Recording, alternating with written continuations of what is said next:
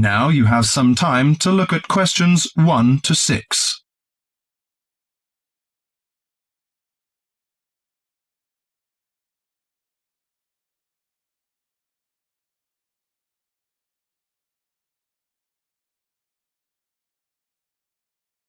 Listen to the conversation and answer questions 1 to 6. Good morning, Country Comfort Albury. Oh, hi. I'd like some information, please. I'd like to find a double room to stay for the weekend. What kind of rooms do you have? Well, we provide a variety range of accommodation depending upon your likes. The guest house room costs $45 per night. It provides air conditioning and shower, and a waterfront room costs $80 per night. It has got its own balcony overlooking the foreshore of the lake. We've got a kid. How do you charge for children? Extra bedding is available if you require that. If the kid is aged 12 and below, the cost is $10 per night for the guest house room and $15 for the waterfront room.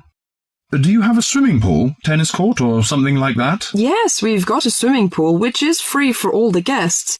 But the tennis court charges $8 each hour, including the rent of rackets. How about other facilities? We provide free off-street car parking and internet access. We also installed in-house movies, but that costs $4 per hour. Oh, we don't think we need that. Because of the kid, you know. We don't want him to see movies on the weekend. Well, we also offer ironing equipment in the room. That's useful, I think.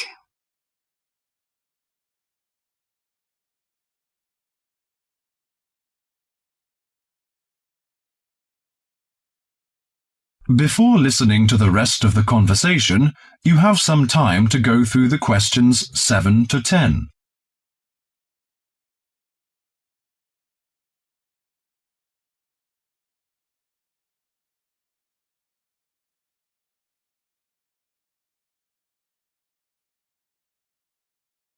Now listen to the last part of the conversation and answer questions 7 to 10. Great! Could you tell me the address? How do we get there? Yes, it's Country Comfort Albury, Albury, at 648 Dean Street, New South Wales. 648 Dean Street, Dean, is that right? Yes. Well, I wonder what activities are available there in this season. You know, we want to have an indulgent weekend in the boring winter. Oh, you'll not get bored here. You know, Albury is the perfect base for alpine skiing. Besides that, winter's frosty alpine air encourages walks through mist-laden valleys. You can walk alongside rushing streams and waterfalls. After returning to the warm and comfortable lounge, you can sit by the open fire. I think this is the ideal time of year to nourish your body at the Salus Spa. The idea of skiing doesn't appeal to me very much, but it sounds good to have a relaxing walk through the valleys. Maybe after that, I'll have a massage and some soaking in the spa. And you know, this hotel is perfectly located in a quiet position off the main highway in central Albury. It's within walking distance of licensed clubs, restaurants, shops, and the central business district. It's known for its excellent cuisine and warm Australian hospitality. Good. It's a good idea to taste the tasty dishes in one of the restaurants. My wife may be interested in shopping. She's always keen on that. I think I'll contact you later. Thank you very much. That is the end of part 1. You now have half a minute to check your answers.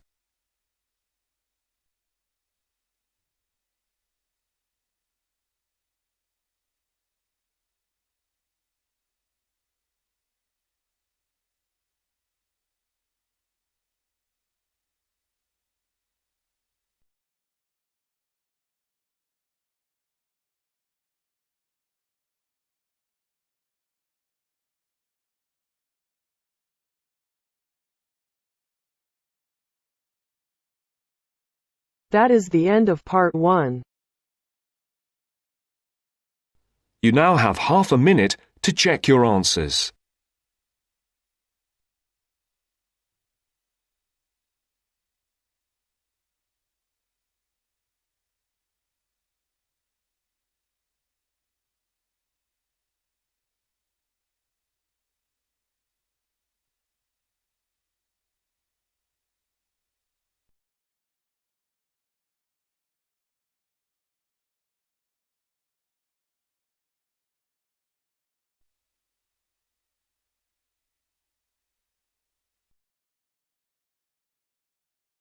Now turns to part 2. Part 2. You are going to hear a talk given by Madeline. She is going to introduce the recreational facilities on campus and in town. First, you have some time to look at questions 11 to 20.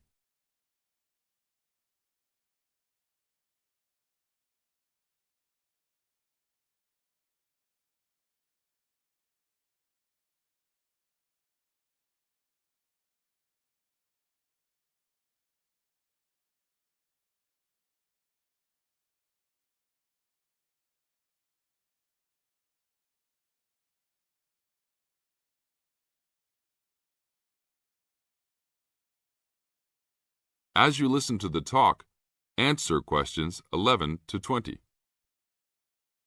Well, good morning, everybody. My name's Madeline Stewart, and I'm here to tell you about the recreational facilities available on campus, and also to tell you something about what the town has to offer. You may already know that your students' union membership also includes membership of the sports union, which provides a range of sporting and recreational facilities on campus, much the same as those in most British universities.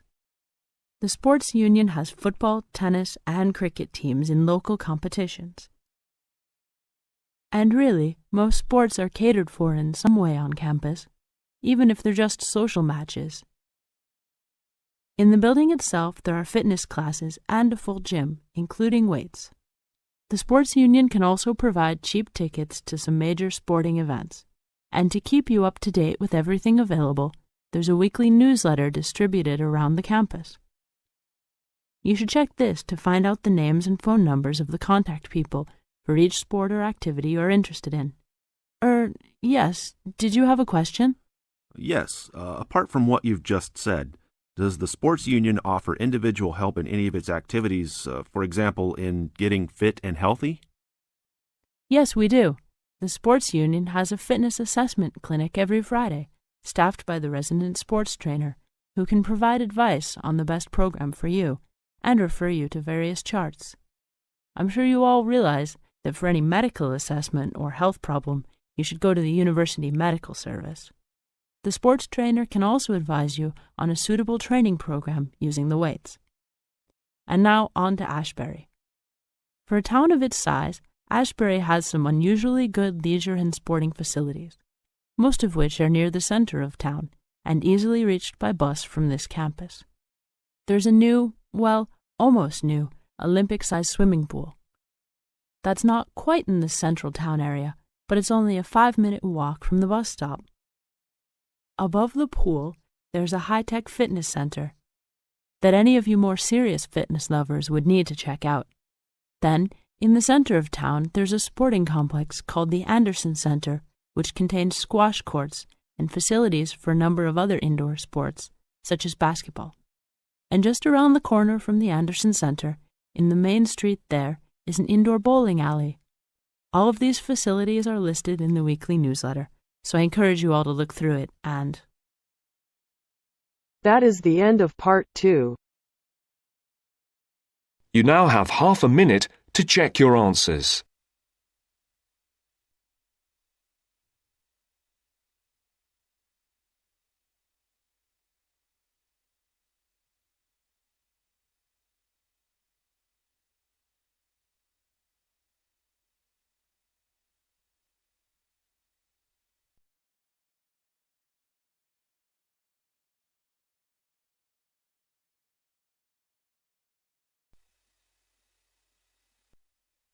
Now turns to part 3.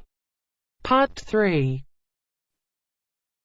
You hear a club leader giving information to a group of young people who are planning to do a 2-week holiday course at the Tamerton Centre. First, you have some time to look at questions 21 to 25.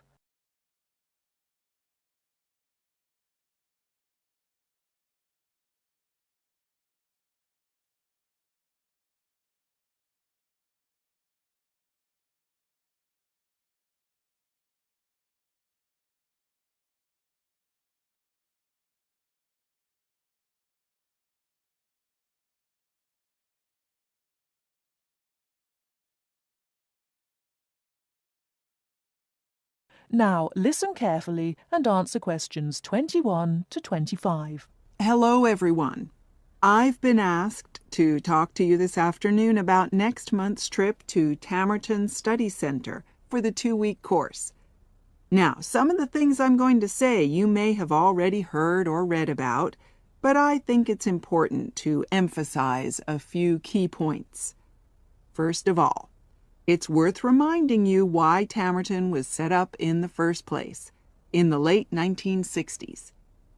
That was really before all the concern with preserving the environment, which everyone talks about these days. The idea was simply to get people out of the cities and into the country, and to find out that just being outdoors can be very rewarding. This is not going to be a holiday in the usual sense. It's called an adventure course because you'll really be stretched to your limits, but that in itself can be a positive thing. The group I took last year, for example, said that although they actually felt pretty weak and exhausted all the time, it really made them learn a lot about themselves and increased their confidence. And in the end, that's the most important thing. Now, all of you knew about policies at Tamerton before you signed up for it, so you know that in many ways it's quite old-fashioned. You don't have a lot of choice in what you do. But something which I think makes the place so special is that you get to try so many different things every day. For instance, one day you'll do climbing, and the next you'll be surveying rock pools. It's not intended that you become an expert in any of them. It's more like a taster, which you can follow up if you want. And there isn't a lot of free time. Organized activities and talks, etc., go on until 9 p.m., and lights go out at 11 p.m. There are table tennis tables with all the equipment and board games, though I have to say the pieces often go missing, so it's a good idea to take your own. There's a DVD player with a good selection of films suitable for this age group, so don't take yours. Bedtime at 11 p.m. is strictly enforced, and there's a good reason for this. You're all under 18, and we organizers need to know that all group members are accounted for in the house as we close for the night.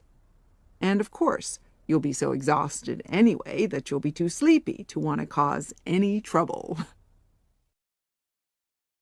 Before you hear the rest of the talk, you have some time to look at questions 26 to 30.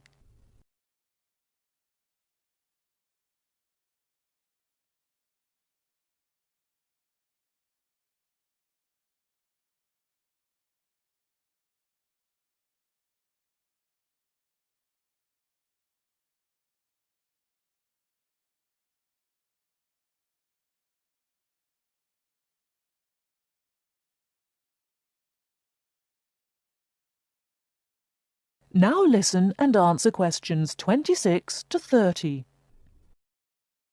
Now, what should you pack? The information sheet tells you a lot about what clothing to bring. But what about other things? Well, Tamerton House has its own small shop, but anything there is several miles away, so you won't have many opportunities for buying supplies. So in this last part of my talk, I'm going to explain what objects you should take with you to the center, what you can take if you want, and also, very importantly, what you cannot take. Several of you came up to me before this talk and asked whether you can take things like kettles or hair dryers. The answer is there are plenty of these electrical appliances available in the center, and they are of the proper voltage and are checked regularly. Yours may not be, so the rules at Tamerton say you can't bring them into the center because it's considered a fire risk. Remember, it's a very old house. Now, another question was about cell phones. Although you definitely can't have them on during inside talks, you equally definitely need them when you're out on exercises. So they're a must, I'm afraid. Anybody who wishes to talk to me about borrowing a phone for the fortnight, please see me after this talk. Now, the weather's heating up at the moment, and you'll be outdoors a great deal. If you wear proper clothing, especially a hat, sun cream is optional. Also, they sell high-factor cream in the shop, so you don't have to take any of your own unless there's a special kind you use. Now, there's a special note about things like deodorants, which come in aerosol cans. I need to tell you that these are banned in the center because apparently they have the habit of setting off the fire alarms. If you want to take an aerosol can, you'll actually be at risk of being told to leave. And finally, people have been asking about whether they need to take towels. Well, the center does provide 1 towel per guest, which you're required to wash yourself. If you're happy with that, then don't bring another. If not, take one of your own. Just remember how much outdoor exercise you'll be doing and how dirty and wet you'll be getting. That is the end of part 3. You now have half a minute to check your answers.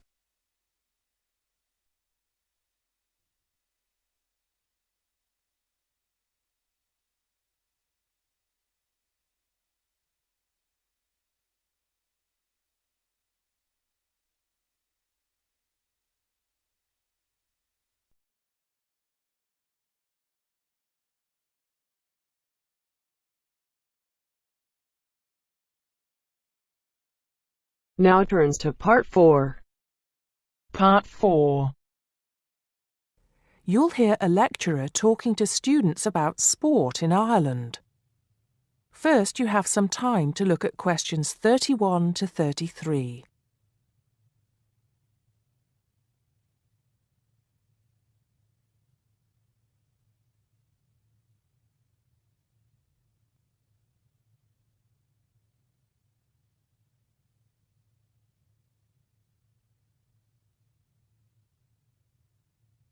Now listen carefully and answer questions 31 to 33. Now, today we're going to be finding out about the most popular sports in the Emerald Isle. That's Ireland, of course. Can you guess what they are? Well, there are these 2 lesser-played games, a form of rounders and Gaelic handball. But we'll start with one which is perhaps over 3,000 years old, arriving in Ireland with the Celts, some claim. That may be a slight exaggeration, but I consider it to be the fastest field game in the world, and it goes by the name of hurling. Well, that's what it's known as in the English-speaking world anyway. So, what do you have to do? You've got 15 players on a team, one of them the goalkeeper. Each one has a stick called a hurley. Here you are. I've brought mine along. Had it since I was at school. This is what it looks like, and basically you have to get this ball, called a sliotar, that's S-L-I-O-T-A-R, so it's not spelt the way it's pronounced. You hit it into the net for 3 points, or you can hit it over the net for 1 point. The goal looks like the letter H, with the net under the crossbar. The goalie has a bigger stick than the others to help keep the ball out. You can also catch the sliotar and run with it for 4 steps maximum, or bounce it on your stick. Is that clear to you all? I'll be showing you a video a bit later, so you can see what a game actually looks like. You might like to think of it as a mixture of lacrosse, hockey, and baseball. Oh, and it's played by women too, but it goes by the name of camogie in that case. Before you hear the rest of the talk, you have some time to look at questions 34 to 40.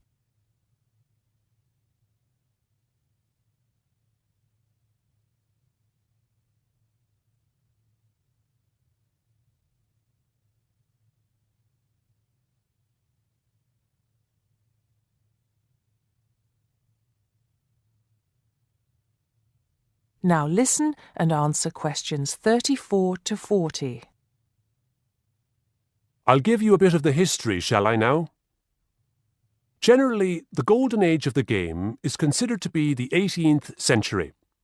But systematic rules were first agreed and drawn up at that great shrine of learning, Trinity College Dublin, in 1879, founding the Irish Hurling Union, closely followed just a few years later by the formation of the Gaelic Athletics Association. With greater organisation last century, the All-Ireland Hurling Championship got off to a flying start, and I'm proud to say that my own native city of Cork has won more than 20 titles over the years. But then, so have Kilkenny and Tipperary. Is it only played in Ireland? No. Well, it is the only country with a national team at the moment, but you may be surprised to discover there are hurling clubs in London, as well as in America and Argentina, to name just a few. The other game I'd like to take a little time to introduce you to is Gaelic football, which is played on the same pitch as hurling with the same number of players, but there's no net. You just have to get the ball over your opponent's goalposts, and you can do that by kicking or punching the ball. However, you're not supposed to do that to the players, I might add. Imagine it as a combination of soccer and basketball, but in my opinion, it's a more exciting spectacle than either of those. Excuse my bias, if you will. It's also very popular with women. In fact, there are more women's teams than for any other sport. Whether despite or because of the physical contact involved, I wouldn't like to say. They do play a shorter game, 60 minutes, rather than the men's 70. So, let's have a look. If we can have the lights down, I'll see if I can get this technology to work. That is the end of part 4. You now have half a minute to check your answers.